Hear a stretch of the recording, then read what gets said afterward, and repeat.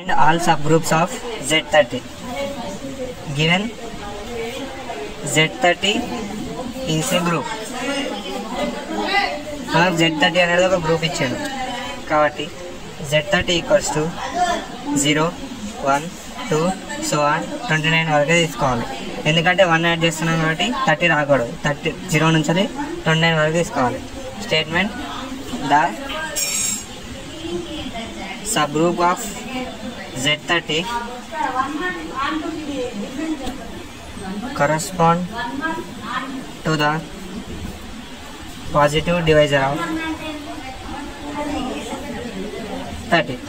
మనం ఏం చేసుకోవాలంటే పాజిటివ్ డివైజర్స్ ఆఫ్ 30 తీసుకోవాలి. 1 డివిజబుల్ బై 30, 1 డివిజబుల్ బై 30 2 అవుతుంది, 3 అవుతుంది, 5 6 10 15 30. ఇక్కడ మనం 4 ఎందుకు తీసుకోవాలంటే 4 30 డివిజబుల్ కాదు, 7 30 కాదు, అందుకే తీసుకోవాలి. ఏవైతే 30తో అవుతాయో అవే తీసుకోవాలి. ఇప్పుడు therefore the subgroup of Z30 are. ఇప్పుడు ఇక్కడ మనం ఏవైతే తీసుకున్నామో అవి ఇక్కడ తీసుకోవాలి. First 1 equals to Z30 equals to 1తోని మనం 0 to 29 లోపల ఉన్న ప్రతి ఒక్క నెంబర్ డివిజబుల్ అవుతుంది కాబట్టి 0 1 2 సో ఆన్ 29 వరకు తీసుకోవాలి. నెక్స్ట్ 2 తీసుకుంటాం. 2లో ఈ మనం తీసుకున్న నెంబర్స్లో 2తో ఏ డివిజబుల్ అవుతుంది? 0 2 4 3 ఎందుకు తీసుకోవాలంటే 3 కాదు కాబట్టి 3 తీసుకోవాలి. సో ఆన్ 28 వరకు అవుతుంది. 29 ఎందుకు అంటే 2029 కాదు. నెక్స్ట్ 3తో డివిజబుల్ ఏమైతే 0. నెక్స్ట్ 3 6 9 సో ఆన్ 27 వరకు లాస్ట్. నెక్స్ట్ 4తో ఏమవుతాయి 0. 4 లేదు, ఇక్కడ 4 లేదు, మనం 4 తీసుకోవద్దు, 5 తీసుకోవాలి. ఓన్లీ ఇక్కడ ఉన్న డివైజర్స్ ఆఫ్ నెంబర్స్నే ఇక్కడ తీసుకోవాలి.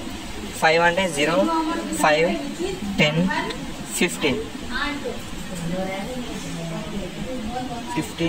20 25 29 దాటి పోవద్దు. నెక్స్ట్ 5 6 30 అవుతుంది కాబట్టి 30 వరకు తీసుకోవద్దు, 25 వరకే తీసుకోవాలి. నెక్స్ట్ 6 తీసుకుందాం. 6 ఏమొస్తుంది 0 6 1 6 6 2 12 6 3 18 6 4 24. నెక్స్ట్ 7 రాదు, 8 రాదు, 9 రాదు, 10 ఏం తీసుకుంటామంటే 0 10 1 10 10 2 20 10 3 30 వస్తుంది కాబట్టి 30 తీసుకోవద్దు మనం.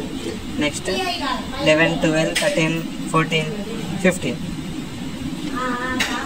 0 15 1 15 అంతే లాస్ట్. 30 తీసుకోవాలి. 30 ఏం తీసుకోవాలంటే ఓన్లీ 0 తీసుకోవాలి, 30 తీసుకోవాలి. ఎందుకంటే 30 హైయెస్ట్ కాబట్టి తీసుకోవద్దు.